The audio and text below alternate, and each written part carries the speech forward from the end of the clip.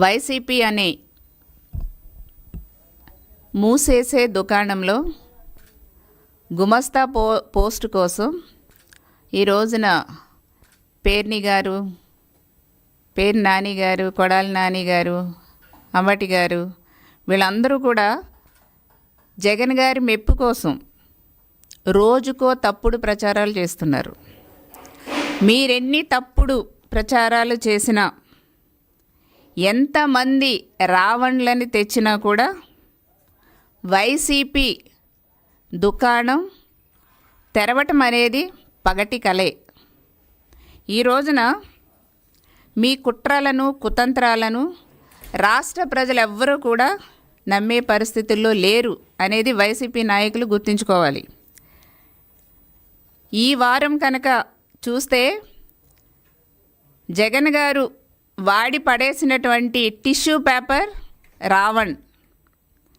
గతంలో జగన్ గారు తల్లిని చెల్లిని అట్లానే పక్కకు నెట్టేశారు, వాళ్ళిద్దరు చెల్లెల్ని తల్లిని కూడా. పాపం వాళ్ళు ఎంత బాధపడుతూ ఎంత ఉసూరుమంటున్నారో ప్రజలందరూ కూడా చూస్తున్నారు. ఈ రోజున వైసీపీ నాయకుల యొక్క తీరు ఎంత ఘోరంగా ఉందంటే ఆ మాటలు వాళ్ళకి బుద్ధి అనేది రావటం లేదు. భారతదేశం యొక్క సమగ్రతను కాపాడే గొప్ప చట్టాలు మన దేశంలో ఉన్నాయి. మన దేశానికి, దేశ ప్రజలకి రక్షణ కల్పించే అద్భుతమైనటువంటి ఒక గట్టి చట్టాలు మన దేశంలోనూ రాష్ట్రంలో ఉన్నాయి. సో అట్లాంటి చట్టాలలో ఒకటి ఈ ఉపా అనే చట్టం, అంటే unlawful activities prevention act 1967. So ఈ ఉపా అనే చట్టం చాలా గట్టిది. ఈ చట్టాన్ని వాళ్ళకి పలకటం రాక వాళ్ళు ఎంత వ్యంగ్యంగా ఎంతలా మాట్లాడుతున్నారండి. నిన్న చూశాను నేను ఉదయం. ఈ కొడాలి నాని అనే అతను ఈ ఉపా చట్టాన్ని ఏదో ఉప్మా ఇడ్లీతో పోలుస్తున్నాడు. ఎందుకంటే వీళ్ళకి చిప్పకూడు ఇవన్నీ కూడా అలవాటు అయిపోయినాయి. ఏం పెడతారో ఏం తినిపిస్తారో అనేది వీళ్ళకి బాగా వాళ్ళ నాయకుడి దగ్గర నుంచి అలవాటు అయిపోయింది. కాబట్టి వాళ్ళకి ఈ చట్టాలన్నీ కూడా అంత ఉప్మా ఇడ్లీలా కనిపిస్తున్నట్టున్నాయి. ఎంత చులకనగా మాట్లాడుతున్నావు. మన భారతదేశం యొక్క రక్షణ కాపాడే, ఒక సమగ్రతను కాపాడే గట్టి చట్టాలు అంత చులకనగా మాట్లాడతారా? ఎంత దిగజారుడుతనానికి వీళ్ళ మాటలు నిదర్శనం ఒకసారి ప్రజలు గమనించాలనేసి నేను కోరుతున్నా. ఎందుకంటే ప్రజలు కూడా ఒకటి గమనించాలండి, వీళ్ళు దేవుళ్ళని కూడా చాలా అపహాస్యంగా మాట్లాడతారు. కాబట్టి వీళ్ళకి ఇట్లా చట్టాలను అపహాస్యం చేయటం లెక్కేమీ కాదు. కానీ ఏ చట్టాలను అయితే మీరు అపహాస్యం చేస్తున్నారో ఆ చట్టాలే రేపు మీకు గుదిబండలుగా మారబోతున్నాయి. అది గుర్తుపెట్టుకోండి. అంత స్ట్రాంగ్ చట్టాలు మన భారతదేశంలో ఉన్నాయి. ఈ రోజున మన రాష్ట్రంలో గౌరవ ముఖ్యమంత్రి వర్యులు శ్రీ నారా చంద్రబాబు నాయుడు గారు 76 సంవత్సరాల వయసులో అహర్నిశలు ఒక సంకల్ప బలంతో రాష్ట్రాన్ని ముందుకు తీసుకువెళ్ళాలి, భావి భారత పౌరులకి మంచి ఉపాధి కల్పించాలి, నెంబర్ 1 రాష్ట్రంగా దేశంలో ప్రపంచంలో నిలబెట్టాలని ఈ వయసులో కూడా అంత కష్టపడి ముందుకు వెళ్తున్నారు. ఉప ముఖ్యమంత్రి గారు పవన్ కళ్యాణ్ గారిని కోఆర్డినేట్ చేసుకుంటూ, అందరినీ కూడా కోఆర్డినేట్ చేసుకుంటూ, అధికారులను కానీ ఎమ్మెల్యేలు మంత్రులు అందరినీ కోఆర్డినేట్ చేసుకుంటూ డైరెక్ట్ ప్రజలతోనే సత్సంబంధాలు పెట్టుకుని తెల్లవారుజామును కూడా చెకింగ్లు చేస్తూ ప్రజలకు ఎక్కడ ఇబ్బంది లేకుండా చూస్తూ అంత సంక్షేమ అభివృద్ధి కార్యక్రమాల్ని చేసుకుంటూ రాష్ట్రాన్ని ముందుకు తీసుకెళ్తుంటే, అదేవిధంగా డిప్యూటీ సీఎం పవన్ కళ్యాణ్ గారు తన శాఖలో అద్భుతమైనటువంటి ప్రతిభ కనబరుస్తూ మరి గిరిజన ప్రాంతాల్లో మారుమూల చోట్ల కూడా రోడ్లు వేస్తూ ఆయన శాఖను ఆయన ఎంత సద్వినియోగంగా తీసుకుని ముందుకెళ్తున్నారు, పనిచేస్తున్నారు. యువ నాయకులు లోకేష్ బాబు గారు ప్రపంచవ్యాప్తంగా కూడా తిరుగుతూ ఐటీ కంపెనీస్ మన ఆంధ్రప్రదేశ్ రాష్ట్రానికి తీసుకువస్తూ మన బిడ్డలకి ఉపాధి కల్పించాలి, కంపెనీలు పెట్టి మంచి ఉద్యోగాలు ఇప్పించాలనే ఒక దృఢ సంకల్పంతో పనిచేస్తూ ఎట్ ద సేమ్ టైం ఆయనకున్నటువంటి ఎడ్యుకేషన్ శాఖను కూడా రాజకీయాలకు అతీతంగా నూతన సంస్కరణలు తీసుకొస్తూ ఉద్యోగాలు కల్పిస్తూ పిల్లలందరితో కూడా ఎంతో సత్సంబంధాలు కలిగి వాళ్ళకు భయాన్ని పోగొట్టి చదువు మీద చక్కగా మనం ఇంట్లో వాళ్ళతో ఎలాగుంటామో చదువు కూడా అంతా ఫ్రీగా చదువుకునేలాగా ఒక మంచి అట్మాస్ఫియర్ని క్రియేట్ చేస్తూ నూతన సంస్కరణలు ఎడ్యుకేషన్లో తీసుకొస్తూ లోకేష్ గారు కూడా ఎంత ముందుకు వెళ్తున్నారండి. ఈ రోజున రాష్ట్రాన్ని ఇంత అభివృద్ధి పదంలోకి అందరూ కూడా కలిసి ముందుకు తీసుకెళ్తుంటే మీరు చేస్తున్న పని ఏంటి జగన్మోహన్ రెడ్డి గారు? మీరు మీ పార్టీ చేస్తున్నటువంటి పని ఏంటంటే కులాల మధ్య చిచ్చు పెట్టడం. మీరు చేస్తున్నటువంటి పని ఏంటండి? కులాల మధ్య చిచ్చు పెడుతున్నారు మీరు. ఈ రోజున మీకు 11 సీట్లు ఇచ్చి ప్రజలు మిమ్మల్ని చీత్కరించినా కూడా మీకు బుద్ధి రాలేదు. దళితుల మధ్య చిచ్చు పెడతారు, బీసీల మధ్య చిచ్చు పెడతారు, గిరిజనుల మధ్య చిచ్చు పెడతారు, మహిళల మధ్య చిచ్చు పెడతారు, ఎస్సీల మధ్య చిచ్చు పెడతారు, మైనారిటీల మీద చిచ్చు పెడతారు. ఈ రోజున మీరు చేస్తున్న పని ఏంటి? కులాల మధ్య చిచ్చు పెడుతున్నారు. మీకు సిగ్గు అనిపించటం లేదా వైసీపీ నాయకులు? మీకు ఈ రోజున ఆనాడు మీరు 5 సంవత్సరాలు ఒక్క ఛాన్స్ పేరుతో ప్రజలు అవకాశం ఇస్తే మీరు చేసింది ఏంటండి? దోచుకోవటం, దాచుకోవటం, అక్రమంగా కేసులు పెట్టి అన్యాయంగా జైలుకు పెట్టడం. మీరు చేసిన పనులు ఇవే కదండి. ఎక్కడైనా ఏ వర్గాన్నైనా మీరు పట్టించుకున్నారా? ఏ వర్గ ప్రజలకైనా సరే సంక్షేమ అభివృద్ధి సకాలంలో అందజేశారా? ఎవరికైనా ఏ న్యాయమైనా చేశారా? కనీసం మహిళలు దారుణంగా అవమానింపబడి అత్యాచారాలకు గురైతే ఎవరికైనా శిక్ష పడిందా? మీ టైంలో జగన్మోహన్ రెడ్డి గారు 5 సంవత్సరాలు ఎంత దారుణంగా నిర్లక్ష్యానికి గురి చేయబడింది ఆంధ్రప్రదేశ్ రాష్ట్రం. ఈ రోజున మీరు ఇంకా కూడా ప్రతిపక్షంలో 11 సీట్లకి మిమ్మల్ని పరిమితం చేసినా కూడా మీకు ఇంకా సిగ్గు లేకుండా, బుద్ధి లేకుండా మీరు ఎట్లాంటి నీచమైనటువంటి రాజకీయాలు చేయటం ప్రజలందరూ కూడా అసహించుకుంటున్నారు.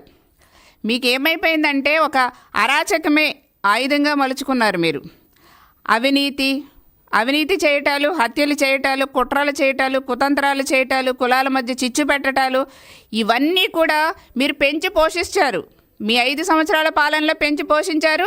ఇప్పుడు ప్రతిపక్షంలో కూడా ఉండి ఇవన్నీ కూడా పెంచి పోషించాలని చూస్తున్నారు. కానీ కూటమి ప్రభుత్వం చూస్తూ ఊరుకోదు జగన్మోహన్ రెడ్డి గారు. గుర్తుపెట్టుకోండి వైసీపీ నాయకులు కూడా. ఈ రోజున అధికారం కోసం ఎన్ని కుట్రలకైనా సరే దిగజారిపోతారనటానికి మీరు చేస్తున్నటువంటి ఈ ఆకృత్యాలే నిదర్శనం. సొంత వారిని సైతం మీరు పాములుగా వాడేసుకుని వాళ్ళకి మళ్ళీ హ్యాండ్ ఇచ్చేయటం జగన్ గారు మీకు వెన్నతో పెట్టినటువంటి విద్య. ఇది అందరికి కూడా తెలుసు. స్వార్థ రాజకీయాల కోసం మరి కుల విద్వేషాలని రెచ్చగొట్టడం వైసీపీ ఒక ట్రేడ్ మార్క్గా మారిపోయింది. నేడు ఏం చేస్తున్నారు మీరు? ఈ రోజున దళితులకి మీ స్వార్థ రాజకీయాల కోసం వాళ్ళని పావులుగా ఉపయోగించుకోవటమే కాకుండా ఆనాడు ఏం చేశారు మీరు కోడికత్తి డ్రామా ఆడారు కదా. దళిత యువకుడు శ్రీనుని 10 ఏళ్ల పాటు జైల్లో పెట్టి అతని జీవితాన్ని సర్వనాశనం చేసేదాకా వదలలేదు జగన్మోహన్ రెడ్డి గారు మీరు కోడికత్తి డ్రామాతో ఆనాడు. మరి అదేవిధంగా గతంలో కూడా చెన్నారెడ్డి గారు ఉన్నప్పుడు మీ ఫాదర్ టైంలో ఎట్లాంటి ఘోరాలు జరిగినాయి. తునిలో రత్నాచల్ ఎక్స్ప్రెస్ తగలబెట్టి కాపు యువకులని కోర్టుల చుట్టూ తిరిగేలా చేసింది ఎవరు? మీరు కదా జగన్ గారు. అధికారంలోకి రావటానికి జగన్ గారు మీకు దళితులు కావాలా? అధికారంలోకి వచ్చిన తర్వాత జగన్ గారు మీకు దళితులు అక్కర్లేదు. వాళ్ళని ఒక టిష్యూ పేపర్లా వాడుకుని వదిలేస్తారు. వాళ్ళని ఏం చేస్తారు జగన్ గారు? మీరు దళితుల్ని అంటరాని వాళ్ళలా చూస్తారు. ఇదే మీ నైజం. దళిత డ్రైవర్ని మీ ఎమ్మెల్సీ అనంతబాబు పబ్లిక్గా చంపేసి పడేసేస్తే ఆ చంపేసినటువంటి అనంతబాబుని మీ పక్కన పెట్టుకుని ప్రోగ్రాం చేసినటువంటి మనుషులు మీరు. అతనికి శిక్ష పడకుండా కాపాడింది మీరు. మీరు దళితుల గురించి మాట్లాడతారు. రమ్య అనే మహిళ స్వాతంత్రం వచ్చిన రోజున మీ గవర్నమెంట్లో నరకబడింది. ఏం యాక్షన్ తీసుకున్నారు?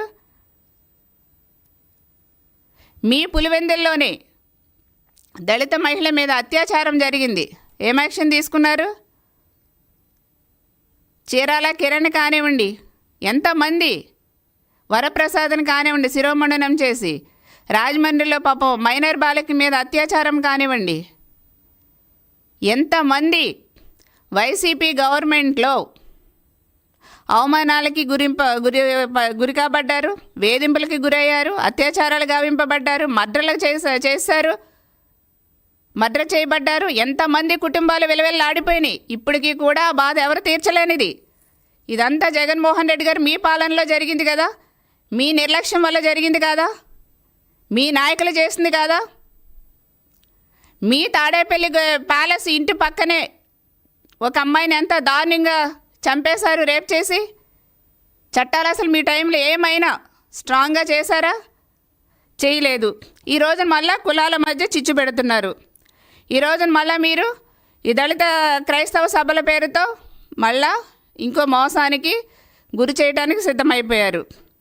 మళ్ళీ అక్కడ ఆ సభల్లో గౌరవ ముఖ్యమంత్రి గారిని, లోకేష్ గారిని, పవన్ కళ్యాణ్ గారిని, ఇంకా అందరినీ కూడా తిట్టించడం మొదలుపెట్టారు. ఒక్క ఛాన్స్ పేరుతో అప్పుడైతే ప్రజలు నమ్మారు. ఎల్లకాలం కూడా మీ మాటలు, మీ మోసపూరిత మాటలు నమ్మటానికి ప్రజలు ఎవరు కూడా సిద్ధంగా లేరు. జగన్ గారు గుర్తుపెట్టుకోండి. ఈ రోజున సోషల్ మీడియా ద్వారా కానీ, వివిధ వేదికల ద్వారా కానీ మీరంతా కూడా కులాల మధ్య చిచ్చు పెట్టేలాగా ఒక భావ ప్రకటన స్వేచ్ఛ అనే ఒక ట్యాగ్ తగిలించేసుకుని ఇష్టారీతిగా మాట్లాడిపిచ్చేస్తున్నారు, ఇష్టారీతిగా తిట్టిస్తున్నారు. ఏమనుకుంటున్నారు? తమాషాలు చేస్తున్నారా? కూటమి ప్రభుత్వం ఇక్కడ సోషల్ మీడియా అయినా సరే, ఎక్కడైనా సరే భావ ప్రకటన స్వేచ్ఛ అనేది కొంతవరకే ఉంటుంది.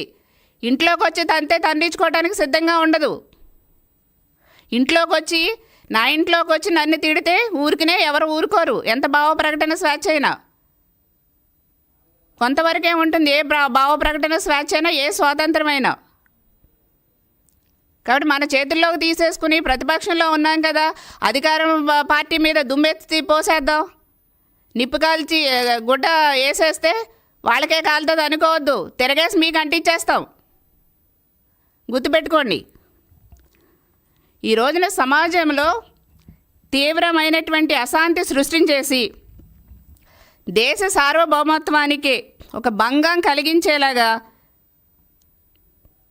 మీరు చాలా దుర్మార్గంగా వ్యవహరిస్తున్నారు. కాబట్టే ఈ రోజున ఉపా చట్టాలని మేము స్ట్రాంగ్గా తీసుకోవటం జరిగింది.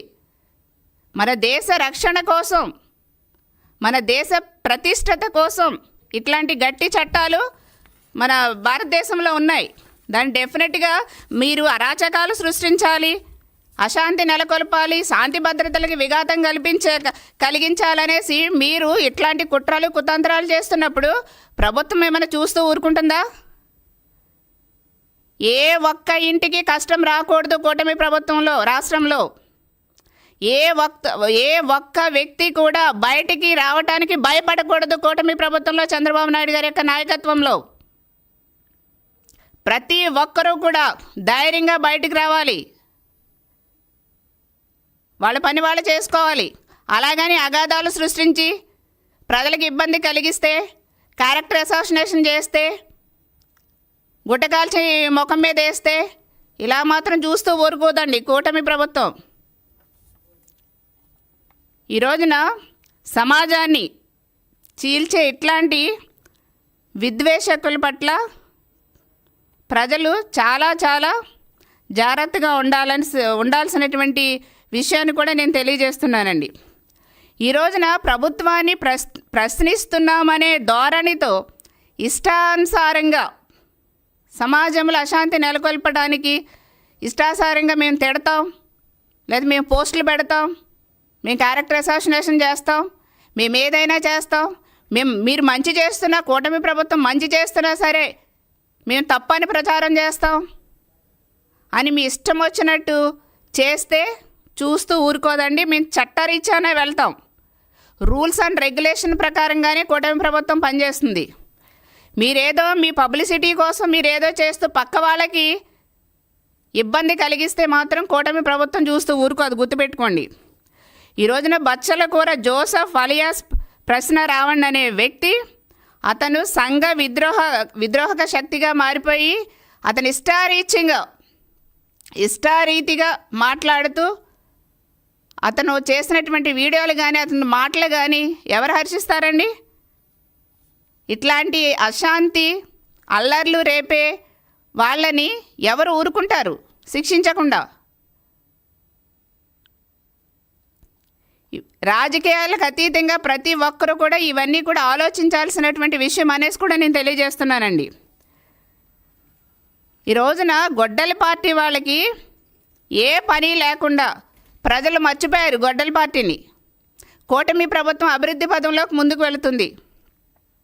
గొడ్డలి పార్టీని ప్రజలు మర్చిపోతున్నారు కాబట్టి ఇట్లాంటి సంఘ విద్రోహ శక్తులను అందరినీ కూడా పోగేసి, యూట్యూబర్స్ని అందరినీ కూడా పోగేసి ఏదో నెగిటివ్ ప్రచారాలు కూటమి ప్రభుత్వం మీద చేసేస్తే మేము ప్రజలందరూ గుర్తుపెట్టుకుంటారనే ఒక కుటిలమైనటువంటి ఆలోచనలతో ఉన్నారు.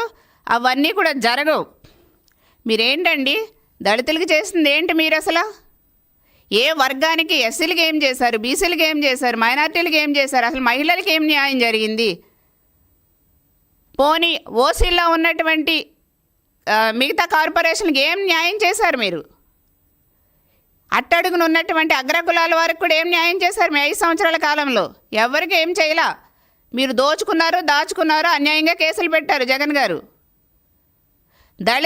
దళితులకి కూటమి ప్రభుత్వంలో చంద్రబాబు నాయుడు గారు ముఖ్యమంత్రిగా పెట్టినటువంటి 28 పథకాలని రద్దు చేసినటువంటి దళిత ద్రోహులు వైసీపీ వాళ్ళు, జగన్మోహన్ రెడ్డి గారు. మీరే మాట్లాడుతున్నారు. మీకు అసలు సిగ్గు అనేది ఉందా? ఎంతమంది బలైపోయారు మీ టైంలో. ఈ రోజున గుర్తుపెట్టుకోండి, ఈ ఉపా చట్టం అనేది ఒక రావణ్ లేకపోతే సంఘ విద్రోహ శక్తుల కోసమే కాదండి. వాళ్ళకి సపోర్ట్ చేసిన వాళ్ళకి ఫండింగ్ సమకూర్చిన వాళ్ళు కూడా ఇందులో శిక్షార్హులే, గుర్తుపెట్టుకోండి. సపోర్ట్ చేసిన వాళ్ళు, ఫండింగ్ సమకూర్చిన వాళ్ళు కూడా ఈ ఉపా చట్టంలో శిక్షార్హులే. కాబట్టి చట్టం తన పని చేసుకుంటూ పోతుంది. పోలీసులు అదే పనిలో ఉన్నారు. ఎవ్వరు కూడా చట్టాన్ని వ్యతిరేకించి పని చేస్తే ఇక్కడ కూటమి ప్రభుత్వంలో ఊరుకునే ప్రసక్తి లేదు. అది గుర్తుపెట్టుకోండి. ఒళ్ళు దగ్గర పెట్టుకొని జాగ్రత్తగా ఉండండి. మీరేమైనా ప్రజా అభిమానం పొందటానికి మంచి కార్యక్రమాలు చేయండి. మేము ఏదైనా సంక్షేమ కార్యక్రమాలు ఎక్కడైనా లోటుపాట్లు ఉంటే చెప్పండి, దాన్ని సరి చేసుకుని ముందుకెళ్తాం. సో ఆ విధంగా రండి. అంతే తప్ప సోషల్ మీడియా స్వేచ్ఛ ఉంది కదా, భావ ప్రకటన స్వేచ్ఛ ఉంది కదా అనేసి మీ ఇష్టానుసారంగా మాట్లాడేసి, కులాల మధ్య చిచ్చు పెట్టేసి, ఇష్టానుసారంగా పోస్టులు పెట్టేసి, యూట్యూబర్స్ని పెట్టుకుని ఇష్టం వచ్చినట్టు తిట్టిచ్చేసి, దేవుళ్ళని తిట్టిచ్చేసి, లేదా మనుషుల్ని, ప్రభుత్వాన్ని తిట్టిచ్చేసి, సీఎం గారిని, లోకేష్ గారిని, పవన్ కళ్యాణ్ గారిని, ఇంకెవరిని పెడితే వాళ్ళని ఇష్టం వచ్చినట్టు నోరు ఉంది కదా అని తిట్టేస్తే ఆ నోరు నీకే కాదు, నీ వైపు 1,000 చూపిస్తే, నా వైపు 1,000 చూపిస్తే 4,000 నీ వైపు చూపిస్తాయి. గుర్తుపెట్టుకోండి. కాబట్టి చట్టం చూస్తూ ఊరుకోదు. తప్పు చేసిన ఎవరికైనా సరే శిక్ష పడుతుంది.